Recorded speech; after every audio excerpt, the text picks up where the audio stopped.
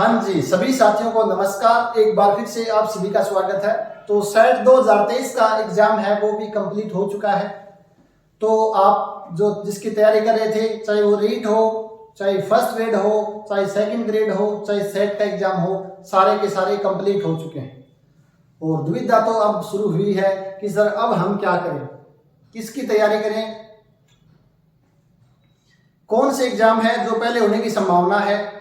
और दूसरी चीज ये भी है कि काफी साथी जो सेकंड ग्रेड और रीट की तैयारी कर रहे थे तो उनको भी थोड़ा सा अभी हताशा हाथ लगी है, क्योंकि साइंस का पेपर है रीट में। और मैं बात करूं सेकंड ग्रेड में तो मैथमेटिक्स का पेपर है वो काफी अच्छे लेवल का था। जैसे इस बार सेट का पेपर है वो भी काफी अच्छे लेवल का था। तो जिन साथियों को लग रहा है कि 2-4 क्वेश्चन हम और कर देते तो हमारा रीट क्वालिफाई हो जाता, हमारा सेकंड ग्रेड क्वालिफाई हो जाता, या हमारा सेट क्लियर हो जाता, तो वो साथी भी अभी काफी निराशा में है। तो उन साथियों के लिए मैं यही कहूंगा कि जो हो चुका है उसको भूल कर आगे हमें तैयारी करनी है। तो आज के दौर में जिस परिस्थिति में हम सभी हैं तो उनके लिए मुझे राष्ट्रकवि रामधारी दिनकर जी की एक कविता की 4 पंक्तियां याद आ रही हैं, जो कि आज के समय पर हम पर प्रासंगिक मालूम पड़ती हैं कि विपत्ति में विरोध में अडिग रहो, अटल रहो, विषम समय के चक्कर में भी साहसी प्रबल रहो, विषम समय के चक्कर में भी साहसी प्रबल रहो। तपा है जो जला है जो, चमक उसी में आई है, समस्त ताप तम में भी बढ़े चलो सफल रहो, समस्त ताप तम में भी बढ़े चलो सफल रहो। बस एक लक्ष्य साध कर गगन की ओर उड़ चलो, कमी कहाँ पे रह गई विचार इस पे तुम करो, कमी कहाँ पे रह गई विचार इस पे तुम करो, विपत्ति में विरोध में अडिग रहो, अटल रहो, विषम समय के चक्कर में भी साहसी प्रबल रहो।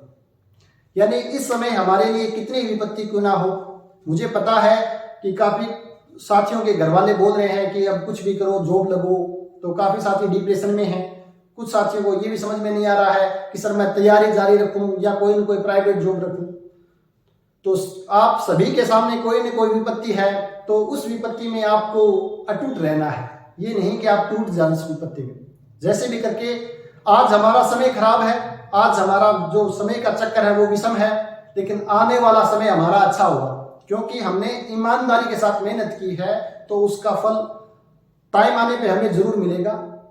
और हम सभी जानते हैं कि अगर हमें बड़ा संत बनना है तो उसके लिए तपस्या करनी पड़ती है। अगर किसी कोयले को हीरा बनना है तो उसको तपना पड़ता है, जलना पड़ता है, तभी वो कोयला हीरा बनता है।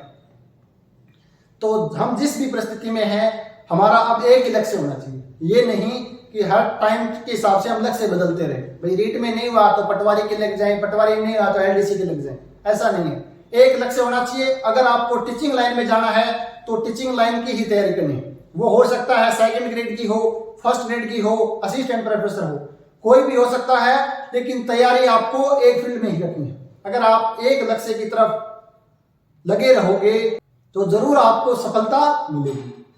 और अब जो समय है वो चिंता करने का नहीं है, क्योंकि जहां पर कमी रह गई है उस कमी पर हमें अब चिंता करने से कोई फायदा नहीं है।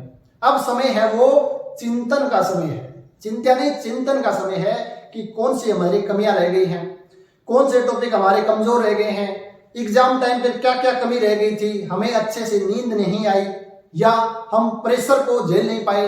तो जो जो कमियां हैं उनको चिंतन करना है और उनका निवारण करना है।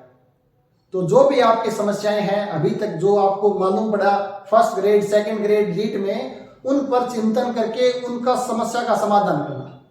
अब आपके पास काफी समय है और आगे असिस्टेंट प्रोफेसर की पोस्ट भी आ रही है 1952।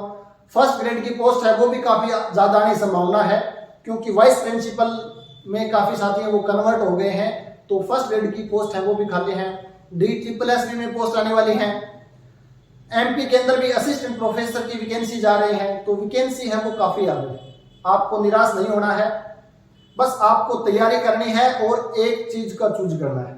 अब समस्या यही आ रही है कि सर हमारा नेट क्वालिफाई नहीं है तो हमें नेट की तैयारी करनी चाहिए या फर्स्ट ग्रेड की तैयारी करनी चाहिए, क्योंकि काफ़ी साथियों की एमएससी कंप्लीट हो चुकी है, बीएड कंप्लीट हो चुकी है, तो उनके ये भी है कि सर हम नेट क्वालिफाई करके असिस्टेंट प्रोफेसर की तैयारी कर लें। कुछ को लग रहा है कि सर हम फर्स्ट ग्रेड की तैयारी करें या सेकंड ग्रेड की तैयारी करें। नो डाउट आपका लक्ष्य हमेशा बड़ा होना चाहिए, लक्ष्य और सपने हमेशा ही बड़े दिखने चाहिए, लेकिन उसके साथ में आपके पैर हैं वो जमीन पे टिके रहने चाहिए। ये नहीं कि मेरी तैयारी है ही नहीं और मैं सपने देखने लग जाऊं असिस्टेंट प्रोफेसर की, या मैं सपने देखने लग जाऊं कि प्रधानमंत्री बन जाऊं। तो सपने देखने से कुछ नहीं होता है, हमें अपना पता है कि हम किस लेवल की तैयारी कर सकते हैं। तो आप साथियों को अब किसकी तैयारी करनी चाहिए कि फर्स्ट ग्रेड की करनी चाहिए, सेकंड ग्रेड की करनी चाहिए, DSSS की करनी चाहिए, या असिस्टेंट प्रोफेसर की करनी चाहिए, या नेट की करनी चाहिए, या किसी और की करनी चाहिए, तो ये अंतिम फैसला आपको करना है।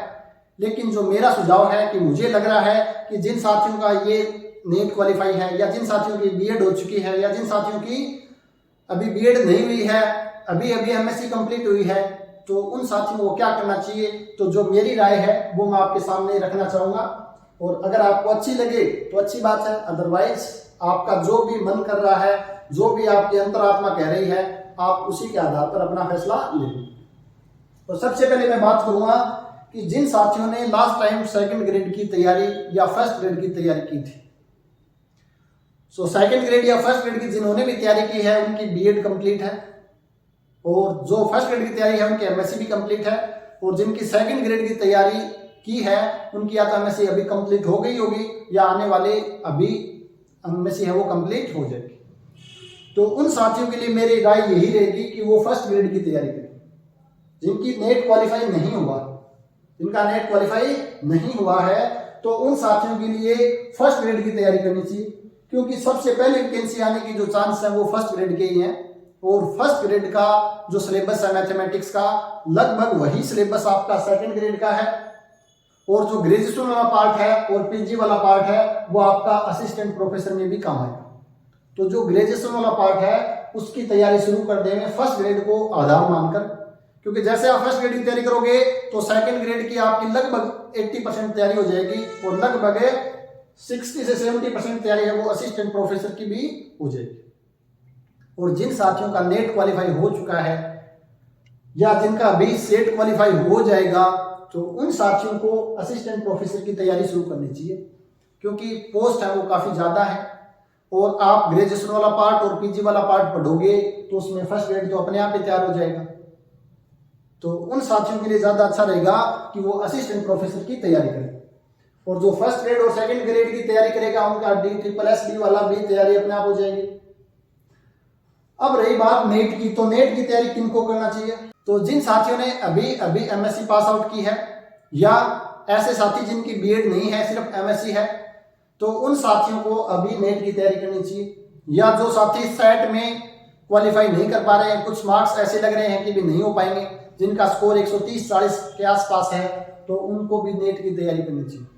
अगर आप 3-4 महीने नेट की अच्छे से तैयारी कर लोगे तो आपके असिस्टेंट प्रोफेसर के जो कुछ टॉपिक हैं प्योर मैथमेटिक्स वाले वो भी कवर हो जाएंगे।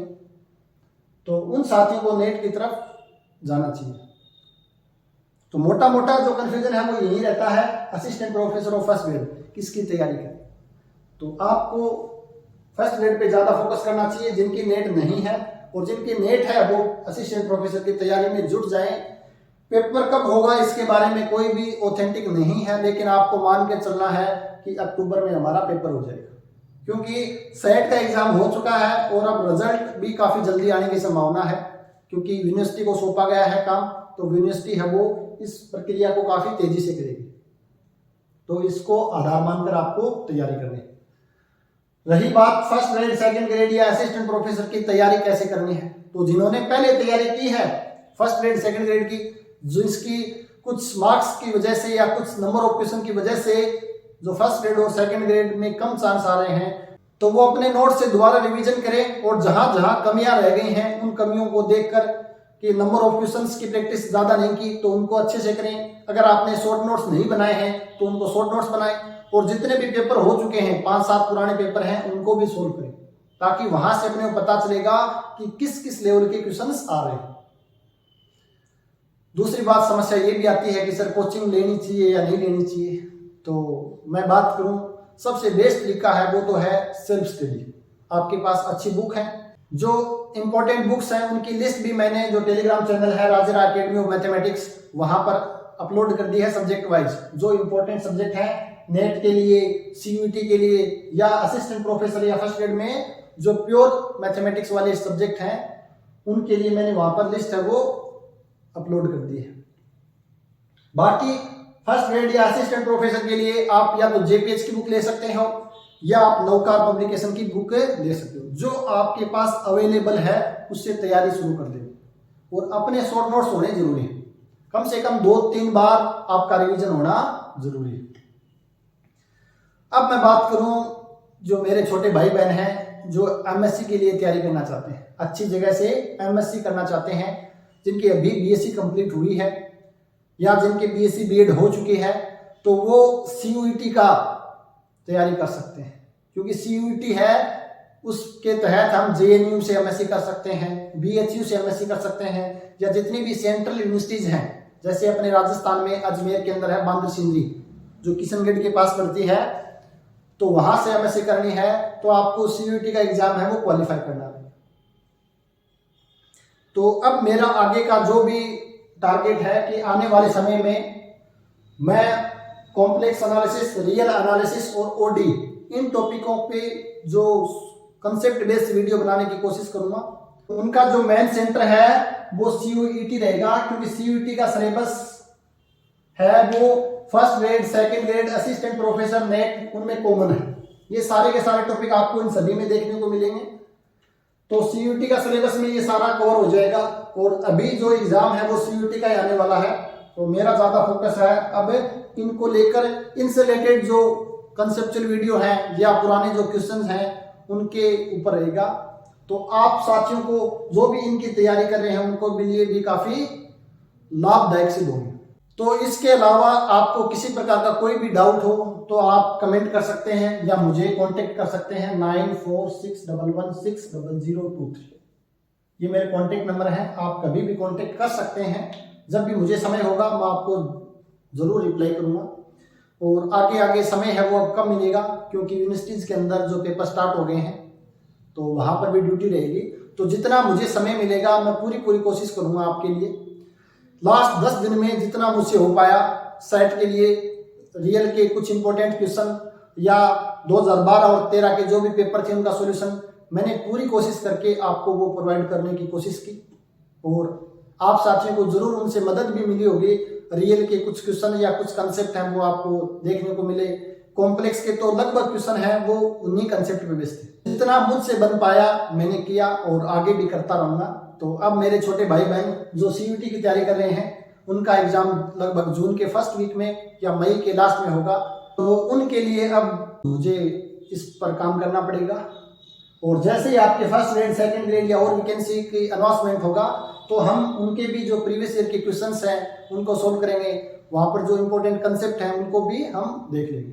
लेकिन जो सीयूईटी में पढ़ेंगे जो भी टॉपिक वो आप इसके अंदर सभी के अंदर आ रहे हैं तो वो आपके लिए भी उतने ही ज्यादा इंपॉर्टेंट हैं जितने सीयूईटी के लिए। और जो साथी असिस्टेंट प्रोफेसर की तैयारी कर रहे हैं मैथमेटिक्स से उन साथियों के लिए भी जल्द ही एक वीडियो लेकर आएंगे।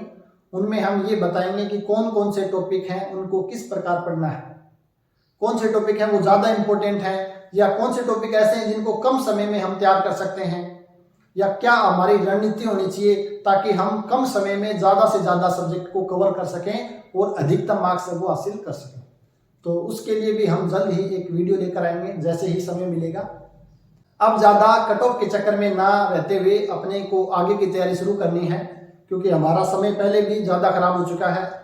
अभी भी कुछ साथी फर्स्ट ग्रेड और सेकंड ग्रेड की कट ऑफ का पूछ रहे हैं कि इस कट ऑफ क्या रहेगी। तो अब रिजल्ट आने को है तो उसके बारे में ज्यादा ना सोचें और अपनी तैयारी है उसमें जुट जाए।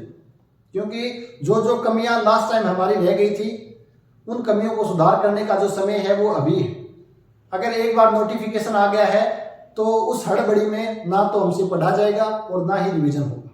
तो ये समय होता है नोटिफिकेशन से आने से पहले 4-5 मंथ का, ये समय हमारी तैयारी को निखारने में काम आता है। जो टॉपिक कमजोर रह गए हैं उन टॉपिक को अच्छे करने में काम आता है। उन टॉपिक में किस प्रकार हम सुधार कर सकें, उनके लिए काम में लेना है।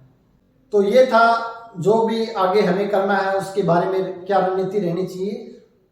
तो मिलते हैं नेक्स्ट क्लास में, तब तक आप सभी साथियों का बहुत बहुत धन्यवाद।